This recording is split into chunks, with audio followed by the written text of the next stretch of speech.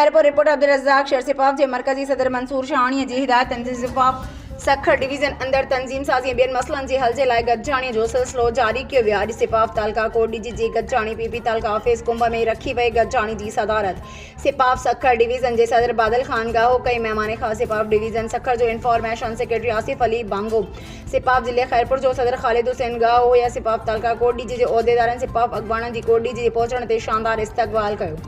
सिपाफ तालका सदर माशूक वसाण सिपाफ taluka Kot Diji information secretary Abdul Qayyum गाहो ऐं ॿियनि उहिदेदारनि खे अजरकनि जा तोहफ़ा पेश किया।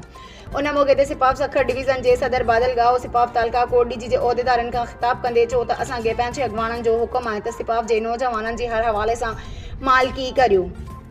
सिपाफ पीवीए जे दिल आहे नौजवाननि हमेशह पाण महलायो आहे। इंशाअल्लाह मुल्क जो वज़ीर आज़म भी नौजवान बिलावल भुट्टो ज़रदारी थींदो। ज़िले सदर ख़ालिद हुसैन गाहो चयो त खैरपुर हमेशह पाण महलायो आहे। अॼु जे सिपाफ जा साथी भी गोरीला आहिनि जिन जो हमेशह उहो नारो गूंजंदो रहियो आहे त सिपाफ जो किलो खैरपुर ज़िले असां पंहिंजनि अॻवाननि जे हर ऐलान जी आजिया कंदासीं ऐं तंज़ीम साज़ी खे वसी कंदासीं। दोस्तनि खे पंहिंजे सथ में न रुगो शामिल कंदासीं पर उन्हनि खे एक्टो भी रखंदासीं। उन्हनि जी हर दुख सुख में गॾु रहंदासीं।